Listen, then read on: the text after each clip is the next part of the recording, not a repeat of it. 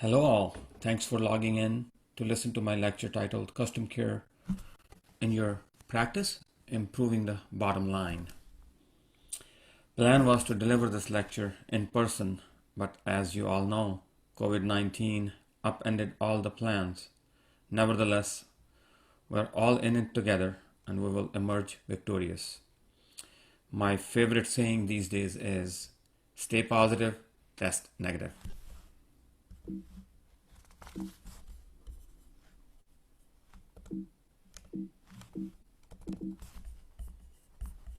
Sorry, I'm having a little trouble advancing. Here we go. As you know that in this era of social media and digitalization, our relationships with the patients is different than the times past. Nowadays, our patients are either our customers, consumers, or clients.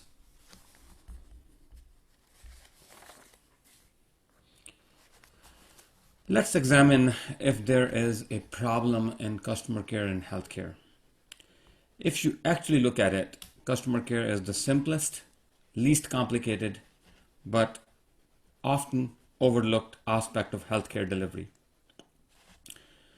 You're aware of all the radical changes in technology, medicine, social values, and interpersonal relations over the past several years, and we all know it is not going to be different in future as well. Patients who seek care for their health problems are looking for some measure of kindness as they are already apprehensive about their clinical condition, and added burden of financial impact is scary for many people and many patients.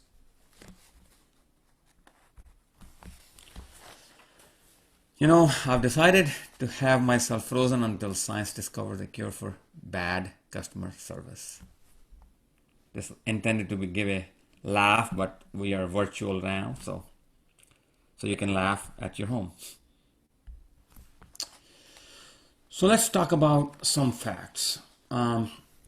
We all know that educated patients are taking control of their healthcare. Healthcare is treated like any other paid service. If unhappy, patients will switch doctors. Dr. Google is becoming patient's best friend, and I say that these patients have GD, not MD. Does anybody, if you know what GD is, that's a Google doctor. Patients are customers, and just like customers, they have options as well. As you know that outside surveys and reviews are becoming even more popular and carrying additional weight when combined with various social media review sites. We should not forget that patient-centered care is a customer service too. Healthcare is a service business, as we all know, because it's have been now called as business, and patients are lifeline to build our practice. I can tell you that personally, when I first came to Austin, I did not know many referring physicians, but over time I built a very busy practice, and most of my practice is word of mouth and patients referring patients, their families. So I think it's very important when you take care of your patients, they will take care of you. Here are some of the customer let me see, just hold on just a second. Here we go. Here are some customer comments you can read at your leisure, but you can see that how patients will look at every aspect of their interaction, not just patient care delivered.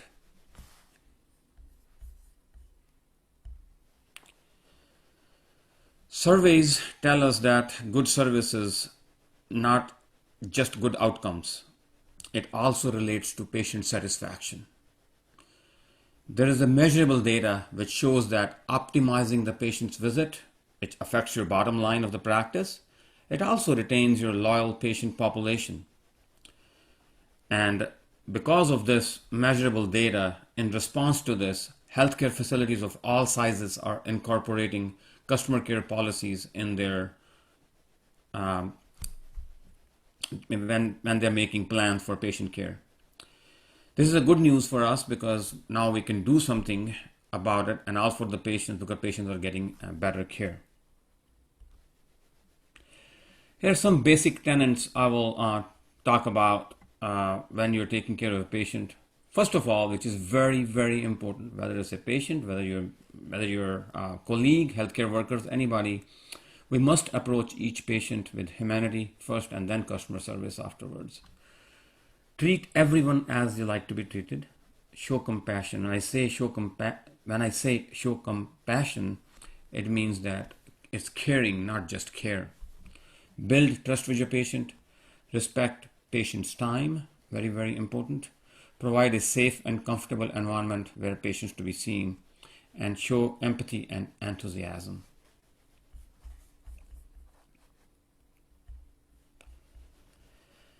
I will also tell you that customer service really starts at your first telephone call. Make sure that patient gets to a live person.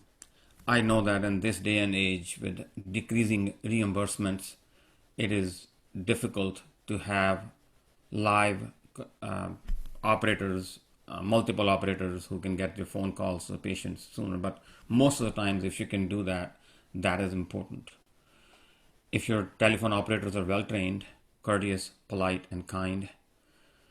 One big thing is in our practice, I can tell you that our telephone call tree is not very good. You try to make sure that call tree is not too confusing for the patients. Hold time, keep that hold time, if possible, less than 3 minutes. And if you have any hold message, if you don't have any, have a hold message and utilize it very effectively if you can. Your practice's reputation really starts with the first telephone call. I can get no satisfaction. I'm just kidding. So let's talk about some customer service tips. I probably have multiple tips, but tip number one is patients are the lifeline to building the future of your practice. Patients are comparing their healthcare services to other companies that routinely provide high-end service to their customers. Our frontline personnel are compared to five-star hotels receptionists. So first interaction with your staff will make or break the long-term relationship. Patients' long-term loyalty to the group will be solely dependent on how well each personal interaction is handled. So we must approach each patient with humanity first and then customer service.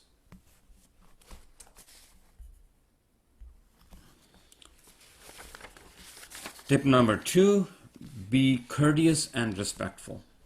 Remind your staff to be courteous and respectful as well. We know that patient isn't always right. We all know that, but they deserve respect and need to be listened to. By treating a patient how they expect to be treated, you are showing the patients that you respect them and care for not only their health, but their feelings as well. Remember, this is your practice and group's brand identity.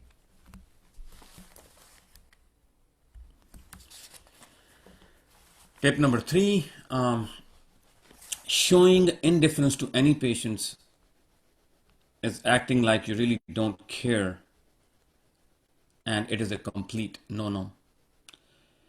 Patient churn is more of an issue than you think. It can have a profound impact on your clinic's bottom line. A churning patient represents a practice liability. They're more likely to leave a negative review for you and impact your reputation. Losing patients before they complete their treatment regimen is a significant liability, and it can hurt your practice. Tip number four, don't contradict, argue, or match wits with the patient. When patients feel they're right or their perception is the only logical one, they can be stubborn in their beliefs and understanding, and they will dig their heels. It takes a strong person to allow others to have their opinion and not to be judgmental about it. Very important customer tip, tip number 5. Whenever your patients complain, listen and act. Complaints really can be opportunity to do better in future and build a lifetime of a loyalty from a patient. Very important. If you don't take anything away from this talk, this is an important slide where you have some steps utilized when you have patient complaints. As we know that all of our patients complain. So first thing would be to listen to their complaints. Don't just dismiss it. Second step would be to check the validity of the complaint. Third, take action to resolve it. And then, very important, most important step is let the patient know how the complaint was resolved. Whenever you make any kind of mistake, admit the mistake and apologize. Things happen. You forgot to call a patient. You're running a little behind. You're overbooked because some patient needed to be seen. Just admit it and tell them what is the reason for that. Be very honest. Don't hide things. Apologize sincerely. Show sincerity in your voice. And also offer the options to repair the issue. If they want to reschedule it some other time, oblige without any cancellation fees and stuff like that. When I say, think about it. You will not have a clinic or practice without a patient. So be a little obsessed with your patients. Make sure your patients receive the best experience and follow-up possible. Have your front office staff make an effort to remember names of your frequent patients, especially first names, and they like that. Patients like that. Tip number 8. How you relate to a patient will speak volumes to them about how much you appreciate their loyalty, all because they chose your practice for their healthcare. There's nothing wrong in telling your patients that you appreciate their business and trust in your practice and in you. Always close an encounter on a sincere and a positive note with the patient.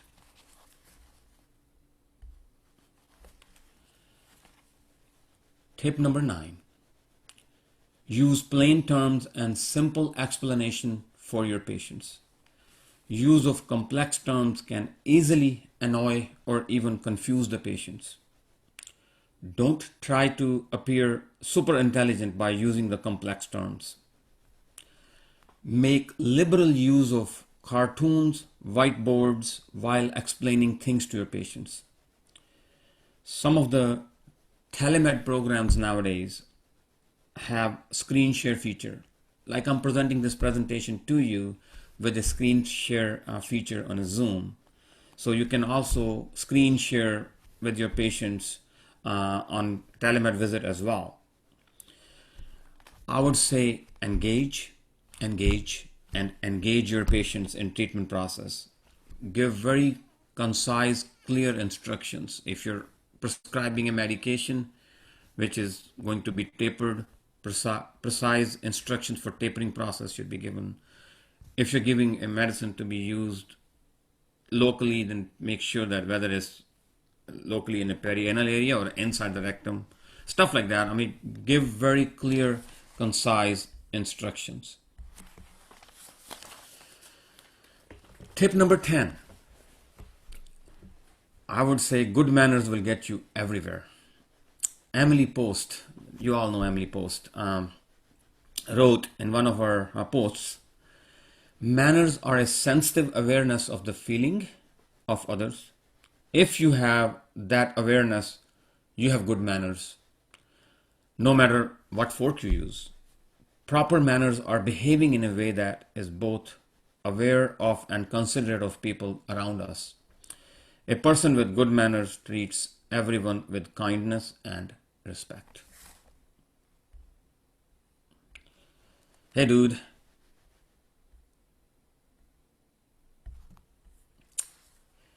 Tip number 11. Always keep your promises. Do what you said you're going to do. Calling a referring physician or a family, reporting a result back, calling in a prescription, following up after looking at an imaging study or path report or whatever.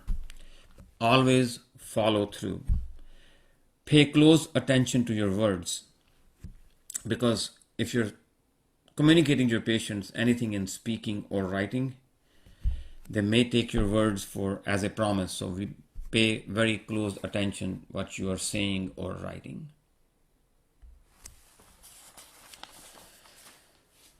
Tip number 12. Stay professional. Professional is not a label you give yourself. It is a description you hope others will apply to you. David Meister said that.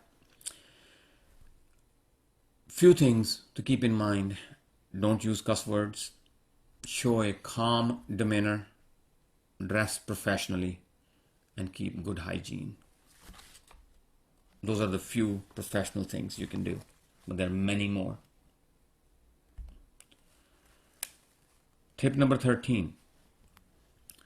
Stay in touch with your patients. There are various ways you can accomplish this. You can use social media or emails. You should give patients information how they can get in touch with all of the healthcare providers who work with you, such as your MAs, schedulers, front office staff. Doesn't have to be very fancy, just one pager, like you were seen in the office today. This is my MA, this is her extension, this is the scheduler, this is her extension, this is the front office person, this is her extension. At end of the visit, if you can provide that brochure with your card to the patient, that goes a long way.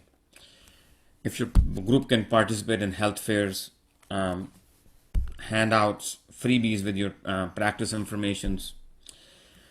One thing I can tell you, that calling your patients is a significant signal that your group values the health and welfare of your patients.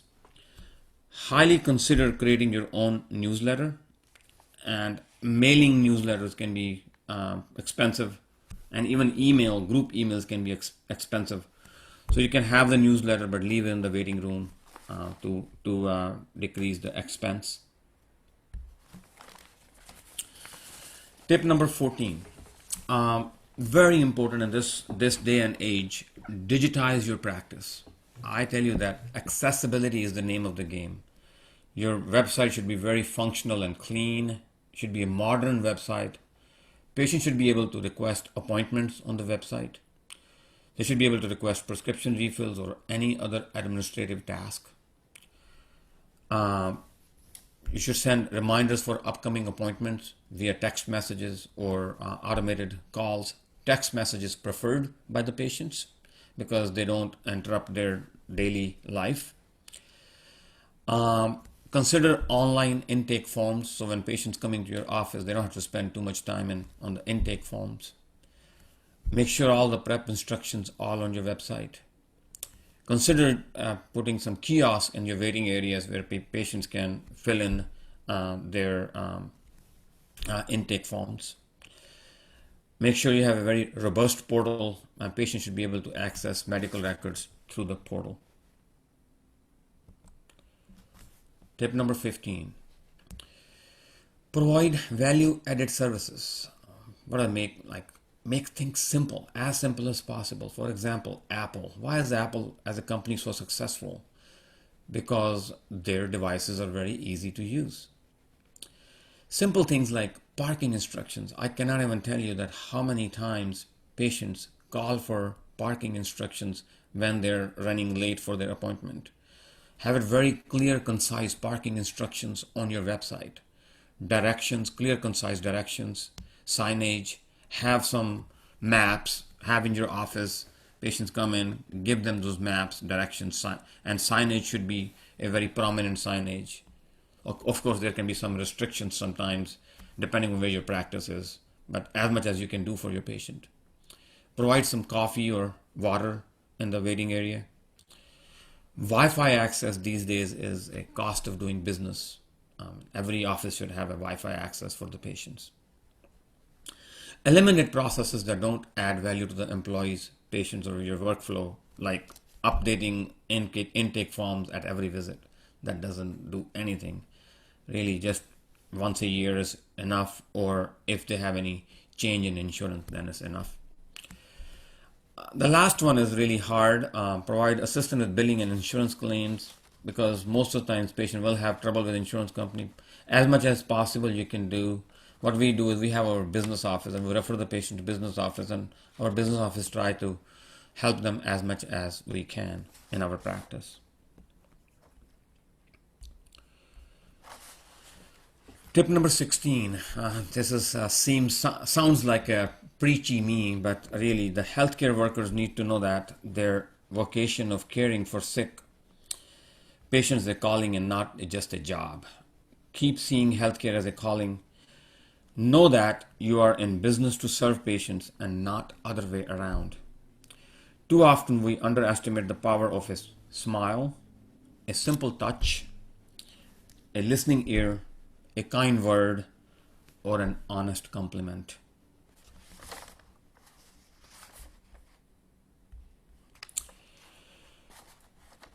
Tip number 17, important, develop a brand around your practice.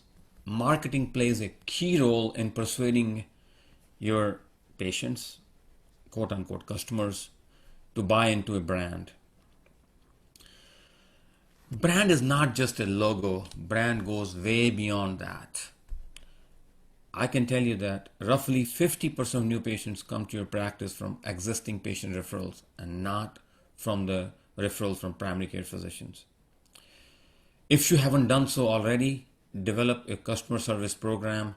If you haven't done so already, be consistent with your policies and procedures throughout your practice. If you have multiple locations, make sure to be consistent throughout your practice locations. Establish clear guidelines.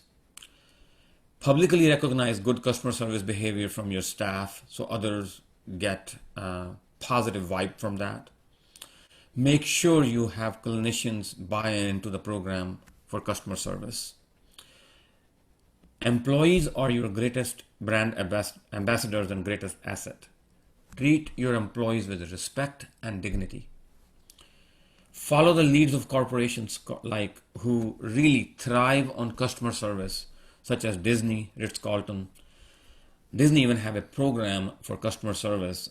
It's an expensive program, but it's worth sending one of your managers to one of those programs. Give patients an outlet for feedback. Just asking a simple questions at the end of the visit or post-visit survey through text messaging would suffice. So if you do your part, patients will do their part. And as you know, the strongest doctor-patient relationships start with customer service. Your patients, if they receive a good customer service, will have the ability and willingness to sing your praises. They will refer patients to you. I can tell you that my practice is built on my patients' referrals. And patients will willingly pay what they owe you. That's all I had for you today. If we were live, we would have some question and answer session, but we will have a question and answer session during the live session.